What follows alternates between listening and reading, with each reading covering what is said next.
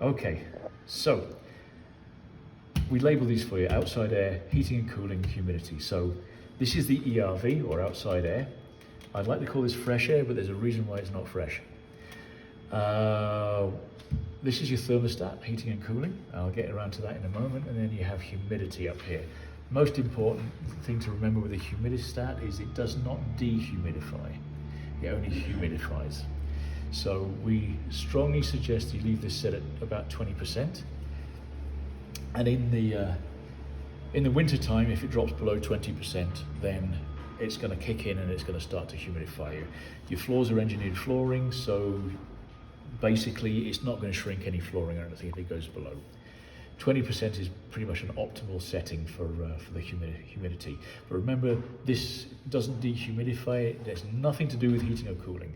So you can't ask it to be 75 degrees in here because you're going to have water coming down the walls. Outside air. We call it outside air because it's the electronic equivalent of opening a window. So in the wintertime, if it's cold outside and you open up a window, you're going to let cold air in. This guy does have a small heat exchanger on it, and it can convert -30 air to roughly about +8 degree air. And if you turn this on, I'll turn it on to green. If you turn it on, basically when it's on a green setting, it's running about 25% of the day, and it's offering outside air to the back of the fan coil, which then circulates the air around the ground floor here. There's one upstairs on the top floor as well. So this guy is it just boots up, it does random runs, but it'll run for about 25% of the day, and then it'll shut down. So it doesn't run 1 hour in 4 or 4 in 16. It just starts up every once in a while and then runs. So you don't need to use the fan coil to disperse this air when it's on a green setting. It's just because every once in a while the fan coil is going to start up anyway, either for cooling or for humidity. So it'll just help disperse that air. If you put it onto yellow, it means it's now running 100% of the time, bringing in outside air. If you want to disperse that air, you'd use this if it was getting a little stuffy in here. But remember, this does not cool you down, and it does not offer fresh air. It is just bringing air from outside. There is a couple of filters on this guy, and so the filters are coarse enough. They'll filter out pigeon feathers and leaves, that kind of thing, but they won't filter out smoke. So if British Columbia is on fire, you're going to bring British Columbia inside in the summertime. The yellow setting means that it's running 100% of the time.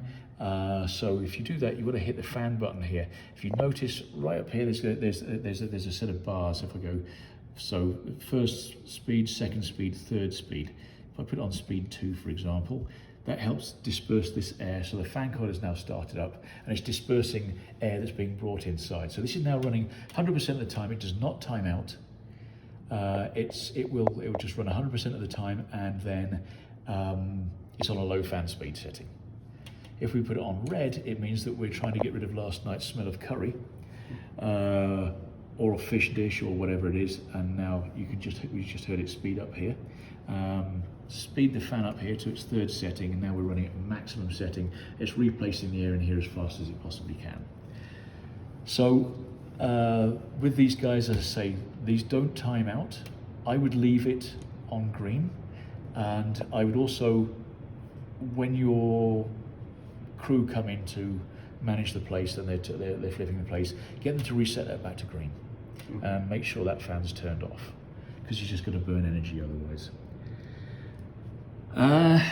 Humidity we got into. So this guy, as I say, it won't dehumidify. Leave it around 20%, you should be good. And it'll just humidify whenever it drops below 20%, and then it'll start back up again. June, of course, is monsoon June, so we are going to be, we could get up as high as 55% humidity outside. And if you use this, you're going to bring 55% humidity inside. That doesn't matter. It's about the lack of moisture in the suite. So if it drops below 20%, then you want to bring the moisture back up again. Of course, that's most likely to happen in January. Now let's get on to the heating and cooling. So if you notice right here, we're on auto, and what we've done is we have set 18 degrees for heat and 22 degrees for cooling. And the reason why I've done that is for your benefit, and that is that we don't want, when we bring the heat setting to 18 degrees, we don't want the cooling to get any closer than 4 degrees to the heat setting. So whoever's flipping in place for you, make sure that it's a minimum of 4 degrees differential between the heat and the cool setting. The reason for that is for the insert heating. As I was explaining earlier on, you have your heat lines are set into gypcrete. So when this guy calls for heat, eventually what it does is it starts to circulate water through your floor, and after about an hour you'll feel the heat radiate on your feet, and then the heat will start to rise. It'll hit 18 degrees, for example, in this case. Click, it'll turn off. The valves will close, it'll stop the flow of water, but we've just asked for about 1.5 tons of gypcrete to suddenly stop heating you. That won't happen. It's going to continue to raise the heat in here for a little while longer by about 3 or 4 degrees before it tails off. So if your cooling setting is too close to the heat setting, the heat's going to rise, and now you're going to hit the cooling threshold, and you're going to wind up burning energy for no reason at all, because it'll call the fans on, and basically you'll just always alternate between heating and cooling.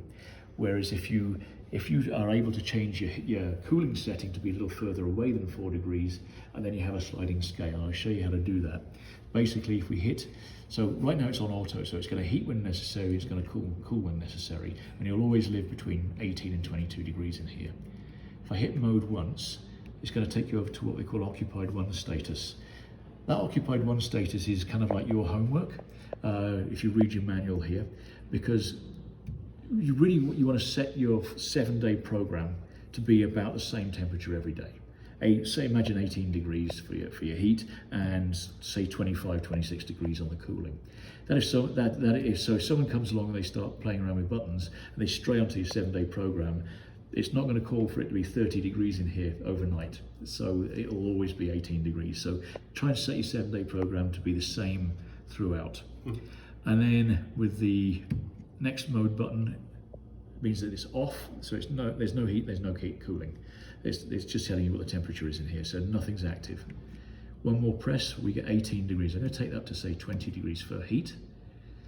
Press it one more time, we got cooling. I'm going to take that up to say 26 degrees for cooling. And we press mode one more time, we now have a 6-degree differential between the two instead of a 4-degree differential, and it's a sliding scale, so we can reduce the heat, and they'll always be 6 degrees apart from each other. Okay. And that's it. Perfect. Well, 9 minutes, 8 minutes.